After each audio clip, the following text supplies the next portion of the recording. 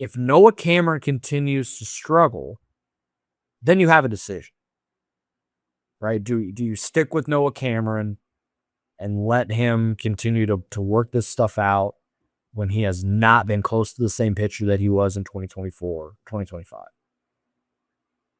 And do you rock with Stephen Kolek, who, if this game was a blip on the radar and he's back to going to get you into the fifth, maybe the sixth inning, 2 runs or less, 4 or 5 strikeouts and a walk.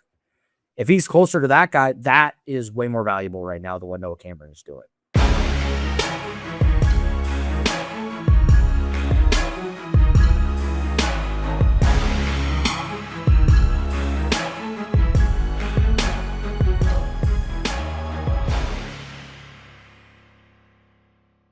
One Royal Way back at it here on Kansas City Sports Network. I'm Joel Penfield. Thank y'all so much for tuning in. Recording not long after the Royals opening game loss to the Chicago White Sox. They lose 6-5. Derek Hill hits a go-ahead home run in the bottom of the 8th, and that's all she wrote. Had opportunities, didn't come through. We'll get into all of that. Stephen Kolek did pitch tonight. I'll break down his outing early, and then I want to have a longer conversation about where he's at moving forward and what he could mean to this rotation with some of the uncertainty around Cole Reagans and Noah Cameron, and whether there's, maybe a move to make if Reagans comes back and is healthy enough to go. We'll see. And then just some other notes and things, as we go. This is probably a bit of a quicker episode. We talked a couple of days ago, and really not a lot has changed on, from a macro standpoint, outside of really the starting pitching stuff over the last few days. This show, as always, brought to you by Emprise Bank. Member FDIC, our partners in Possible here at Kansas City Sports Network. We can't thank them enough for their support over the last couple of seasons and for the last 5 years here at Kansas City Sports Network. Be sure to like, rate, subscribe, review on all platforms. Hit those notification bells on the audio and video side so you know when these episodes go live. If you are on the audio side, please leave us a 5-star review. It does help more people see this show, helps this channel grow as we stay in this thing and keep rolling. Drop game tonight, 6-5. Started off well. Bobby and Salvi homer in the first. Feel like you're going to be in a really good place. Stephen Kolek pitched pretty well in the first 4 innings. Got himself into a little bit of trouble in the third, but was able to get out of it with a couple of strikeouts. And really that was the thing to me that I'm intrigued by. Now, it could just be the White Sox are a team that swings a lot and they strike out a lot. But they also hit a lot of home runs, so they're trading the slug for some average and the strikeout stuff. And Kolek had 6 strikeouts tonight. I believe he set a career high in whiffs. He had 13, which really that's not something he does a lot of. He had a 31% whiff rate tonight, which is well above average for him. His last start against the Guardians, it was 6 innings. I think he only had 2 swings and misses the whole game. So you saw a little bit of that, but you also saw what happened when he was, in the middle of the strike zone. When he was around the edges, he was doing really well. He threw a cutter into Drew Romo, and it just stayed. It didn't cut at all, and it got smoked into right field, home run. Jack had a chance to rob it, but it didn't quite get there. And the inning just went to hell from there, because I believe that was second batter of the inning. Antonacci doubled. He got Murakami, and then Vargas singles with 2 outs, and then a walk, and then Chase Mydroth hits a home run on a hanging slider, and that's his night. First time that he does not get into the 6th inning or through the 6th inning as a Royal starter. But also, that doesn't happen all the time. Like, in this day and age, you don't see guys do that very often anymore. And for him to do it in 6 consecutive starts with the Royals, first ever pitcher to do that, by the way, in Royals history. It was an outing that just blew up on him. The 5th got away from him. Could they have probably gone to Avila before Mydroth? Maybe. But with 2 outs, you still think Kolek can get a ground ball. I usually err on the side of pulling a batter early versus a batter late, but hindsight always is the best. It's always 2020, and it's easy to play Calvin ball with the decision based on the result, right? So that's why I'm not too bent out of shape about it. He made a bad pitch. If my draw pops that up, even if it's a bad pitch, we're out of the fifth, and we're moving on. But he hung it, he didn't miss it, and we go. But to the team's credit, they bounced right back and gave 3 in the sixth. A Carter Jensen walk, and Collins doubles. So you got second and third with 1 out, and they had a lefty on the mound. And this is where I think they have the platoon down between Massey and Lofton to a T, pretty much. It's the 6th inning, and they decided, you know what, we're doing this now. And we're going to bring in the right-handed hitter to face the lefty and Nick Lofton. And sure enough, he doubles down the left field line. 2 runs scored. It's right there. And then Mike Hill, 2 batters later, ends up singling, and it's a tie game, 5-5, just like that. And this is, again, if you want to be critical of Matt Contreras and the platoon decisions and whatever, you got to give him credit when he gets it right. And it seems like they've gotten the Lofton Massey thing right pretty consistently over the last couple of weeks. And it's paid dividends for this team. Lofton has done a really good job and has carved out a role. I've always liked him, but I didn't think it was ever going to be enough for him to be more than a guy that is an I-29 up and down. He was that for a few years. But now with the India surgery on his shoulder, out for the year, a legitimate role is carved out for him now. As you're going to be in the lineup against lefties, and you're going to pinch hit against lefties when it's that time, 5th inning or later, right? And it seems like they've gotten that figured out now. And that's great to see, because this team and this offense needs all 13 guys to be relatively productive. It's not going to happen every night for everybody, but Lofton, when called upon, especially in the last week or so, has done a really good job, and he deserves a lot of credit for that. Daniel Lynch gives you a really good 7th inning out of the bullpen. He strikes out Murakami, gives up the single to Vargas, but then gets Montgomery to pop up and then strikes out Maidroth. To me, the biggest story of the season right now, so far, has been Daniel Lynch turning himself into an awesome reliever. Not something I saw coming as we look towards 2026.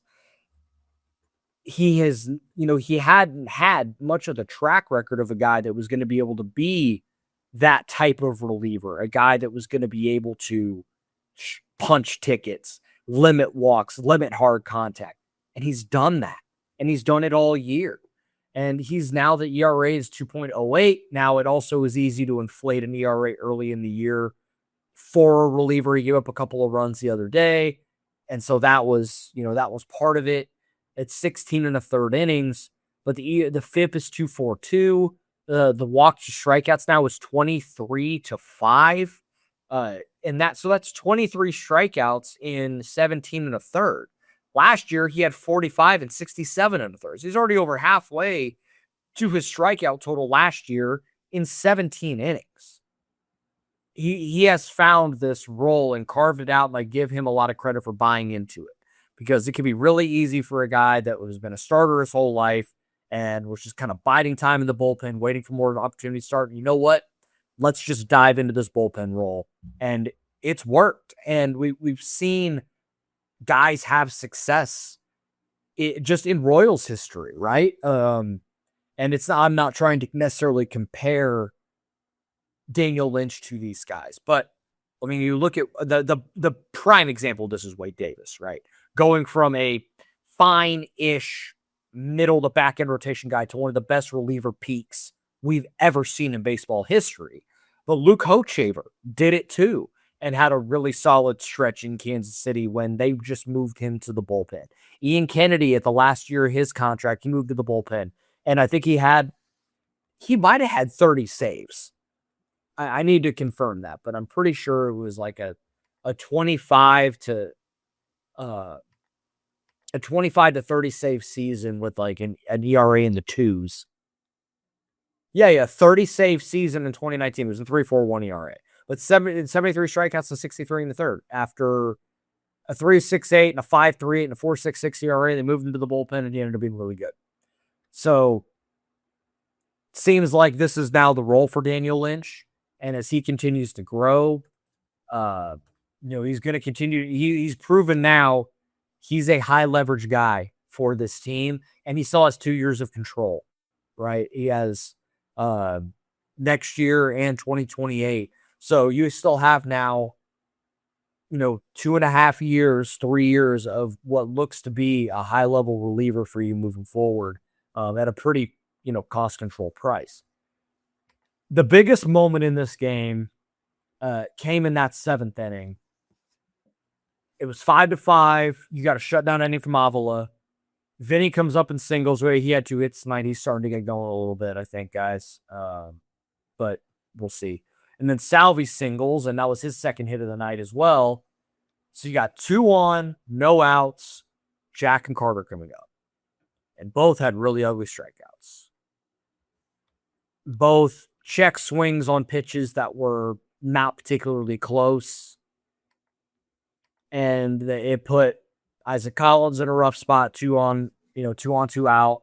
Grounds out to Murakami, inning over, and that's where he felt like, oh man, that was their chance. Because how many times we talked about how Salvi and Vinnie are not hitting, and they got to get another 3 and 4 spot. They're not hitting; they're dead weight in the offense. But then they have this type of game where they each have 2 hits. Salvi has the homer, Vinnie has 2 singles, and then the guys below them don't come through. This is where, if you're going to hit Jack and Carter back-to-back 5-6, they got to grow up, and they got to grow up fast. Like Jack has had a couple of moments, late game.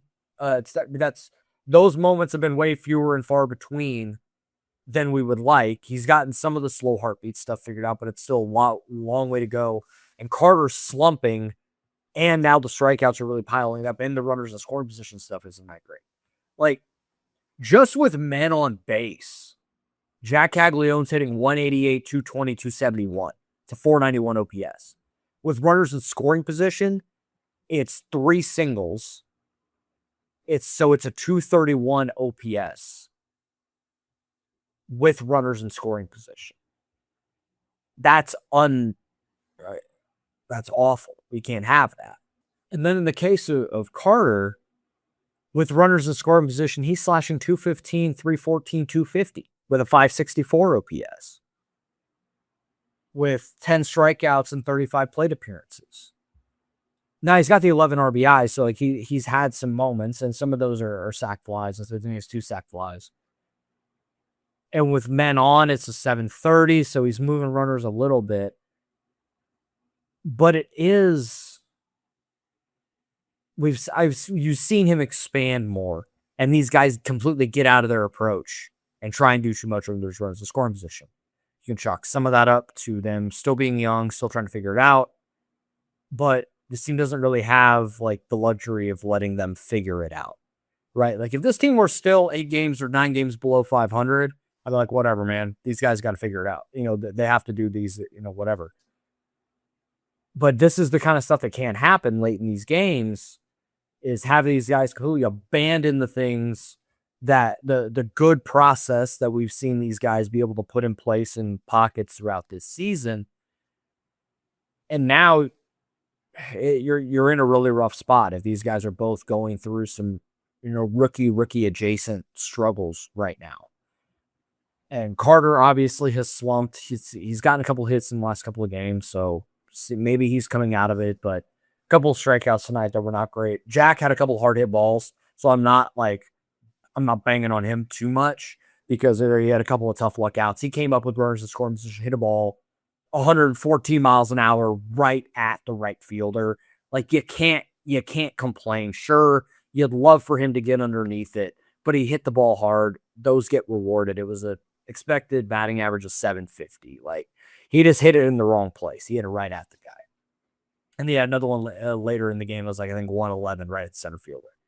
So he hit a couple balls hard, but that was one where just trying to do too much, chased, and It's not the reason they lost, but it certainly didn't help the situation. It kept it a 1-run game, and one run ended up being the difference. They're late. And for the record, I don't think Strom made a bad pitch to Derek Hill. It was a slider down and in. The dude dropped the head on it and hit it out. Like sometimes you tip your cap and go, "Hey man, that was a good swing." And that was kind of the case there. Just an unfortunate spot there, especially because. And I was about to give Strom credit because he was going to come up and face 3 lefties, and they went 3 righties, gets the first 2 guys, and then Derek Hill pops in for the homer, and that's the difference. But now, got to win the next 2. There's no other way around it. Got to win the next 2 to win this series. Get out of this 10-game stretch in the division 6-4, and keep yourself in it. Right now, you're 4 games under 500. You've lost 2 in a row against just central opponents. You're 19-23, and you're not out of it by any stretch because the division is terrible. But you don't want to bury yourself, right? You don't want to put yourself in a position where you're having to climb out of it again, because the 11 out of 16 stretches don't grow on trees in this game. It's not easy to pull those off multiple times in a very short stretch. So you got to just find ways to win where you can. You can't let the losses pile up again like they did a few weeks ago. I don't think we're going to get to that point. I think this team is still hitting pretty well. I think the bullpen has gotten stuff figured out, save tonight. I understand that, again, it's easy to play the result, but Strom had been really good prior to this, and that was just kind of an unfortunate spot. Coming up on the other side of this, do you want to talk more about Stephen Kolek, where he fits into this rotation as we move forward? And I'll find another topic as we're going here. But we'll be right back right after this. The attorneys at Northland Injury Law have been serving the Kansas City area for 40-plus years, helping people with serious injuries, car accidents, work accidents, falls, and other personal injuries. And we don't get paid unless we get money for you. If you have a case, call 816-400-HURT. That's 816-400-4878 now. Success in real estate takes more than vision. It takes the right financial partner. When someone takes something rundown and turns it into something great, that's called a comeback story, like Brain Group. They take distressed properties here in KC, completely rework them, and then turn them into valuable real estate.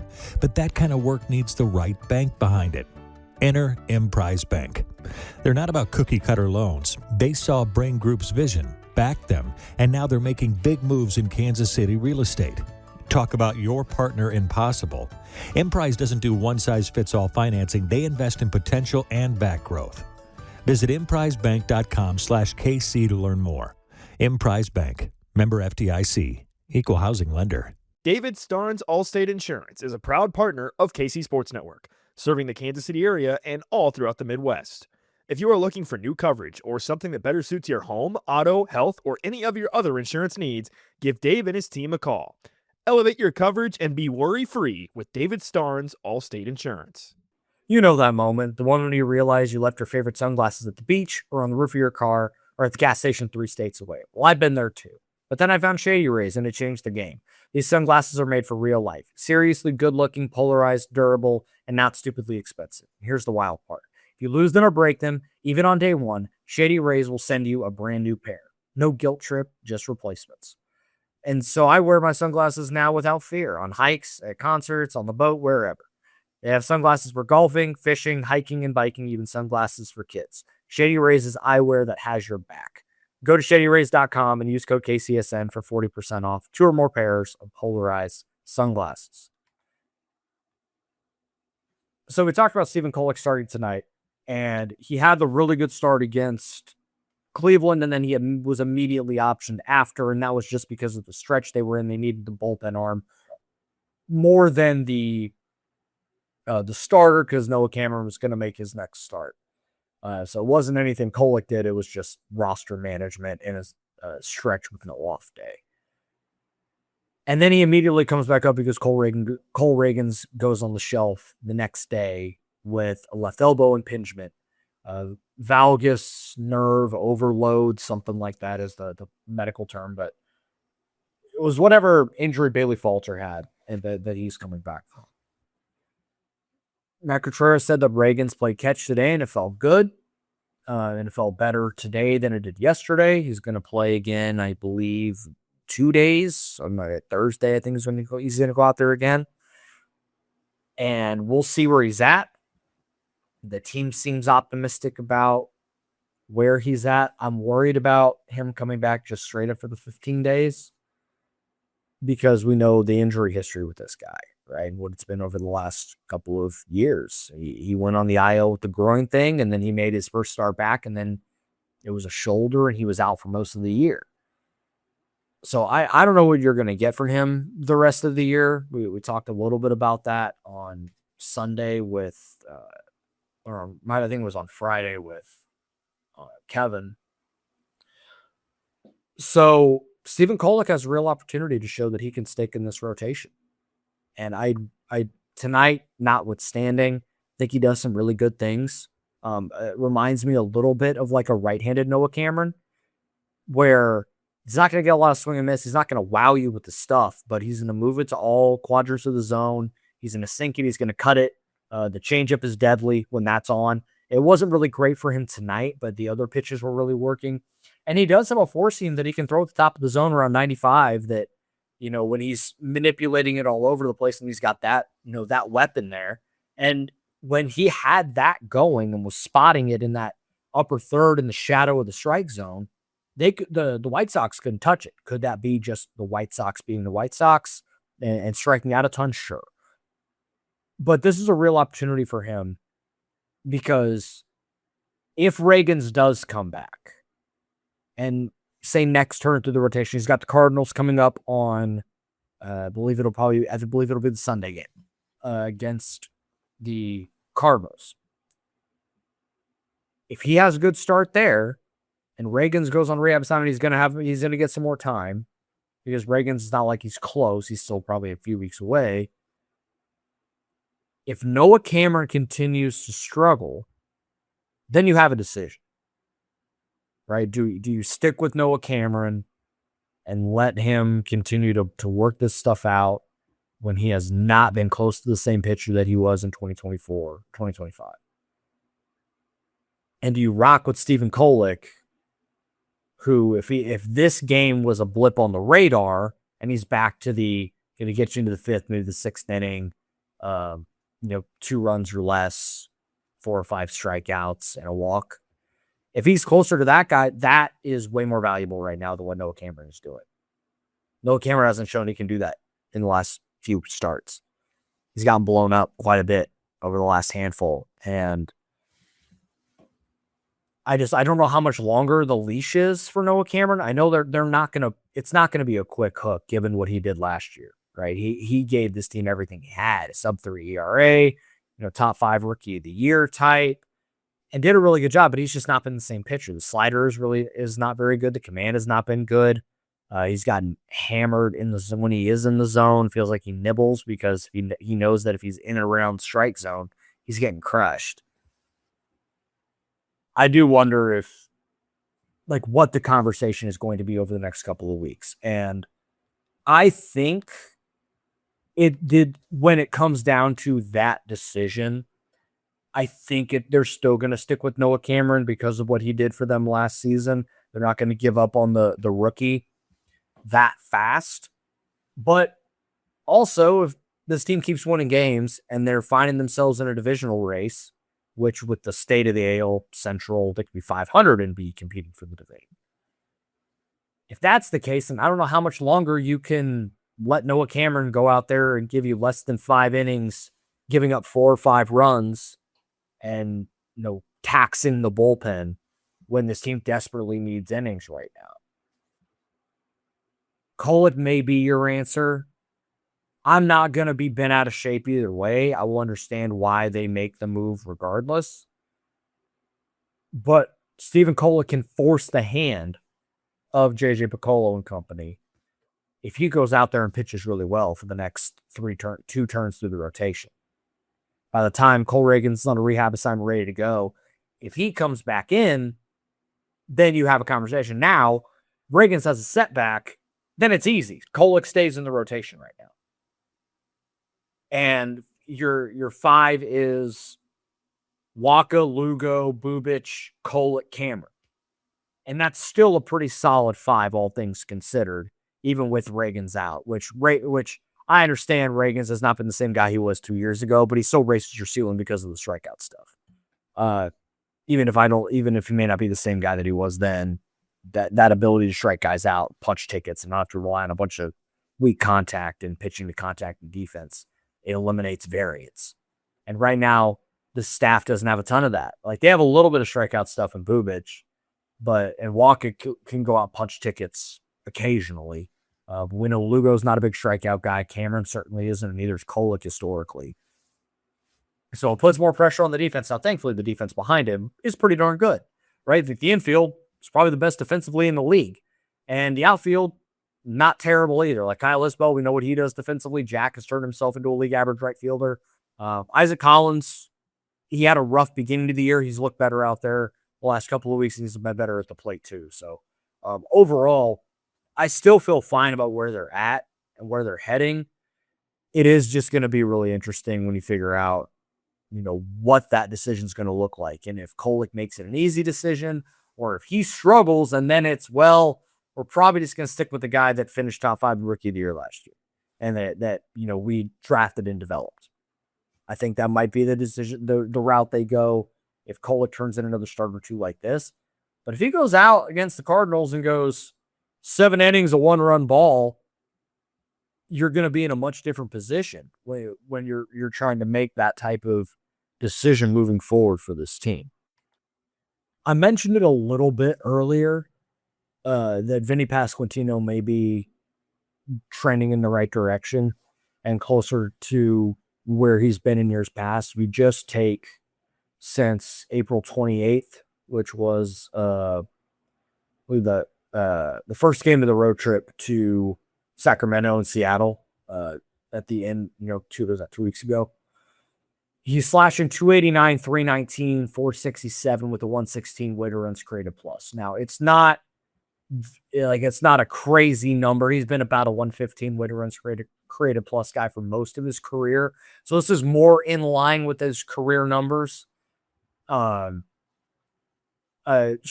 rate around 19%. He's not really walking a ton in this stretch. He walked tonight, so that number will go up. This is not including the 2 hits that he had tonight. So these numbers will go up. Weighted runs created plus probably in the 120s, and the average flirting with 300 over the last 2 weeks, since that's a 50-ish plate appearance sample, which I understand, not massive, but that it shows that we're starting to see it again for Vinnie. Like, he's starting to get back there. The numbers are starting to come back for him. And when he's right, this offense is right. I've talked about it for 2 years now. When Vinnie is right, this offense goes. He really is the straw that stirs the drink for this offense. And if he can really start to get going, and we're seeing him drive Bob and Michael in, Michael swinging it well, and I'll talk about Bobby here in a minute. But it changes everything. And it takes pressure off the dudes below them. Like Salvi, it seems like they're just content to hit him 4. Okay. I don't agree with it, but it seems like that's just the way this thing is going to go no matter what. And it takes pressure off Carter and Jack to have to deliver every single time. Like, you're not going to get that from rookies all the time. They're rookie young players, whatever you want to call it. Those guys, that does not diminish what I said earlier, that they got to grow up and they got to figure this stuff out now. But it takes a little bit of pressure off of them if Vinny gets go, because it's one more hitter in this lineup that's going to be able to drive runners in and be run producers. And it seems like we're starting to trend in that direction a little bit for Vinny, which is a good sign. Everyone was kind of wondering, like, middle of April, like, what's going on with Bobby Witt Jr.? Like, this is just odd. Like, and it's still kind of odd because he's still not pulling the ball a ton. The slug isn't there like crazy, but he hits the home run tonight. He's got 6 now. He was the American League Player of the Week last week. And through all of that, right, like the what's going on, where we at? And all of a sudden now, it's a 305, 372, 491 slash with a 136 weighted runs created plus. Not quite what he was doing in 24. You still want to see the slug go up, but it's getting close to about where it was last year. We slugged 588 in 24. I don't know if he'll ever do that again, but he could be a 3-4-5, like a 300 average, 400 on base, 500 slug type guy if he continues to play like this on top of the elite defense, which he made an error tonight, which was odd on a throw, first batter of the game. And then he made a diving play incredibly casually in the 9th inning or 8th inning to get Randall Grichuk. And he's the best defender in the sport. Outs above average, he's the best by far. And it's not a debate.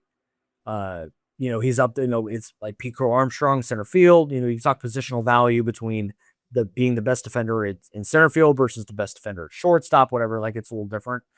But he's the best by far among shortstops, and then across the entire league, he's the best.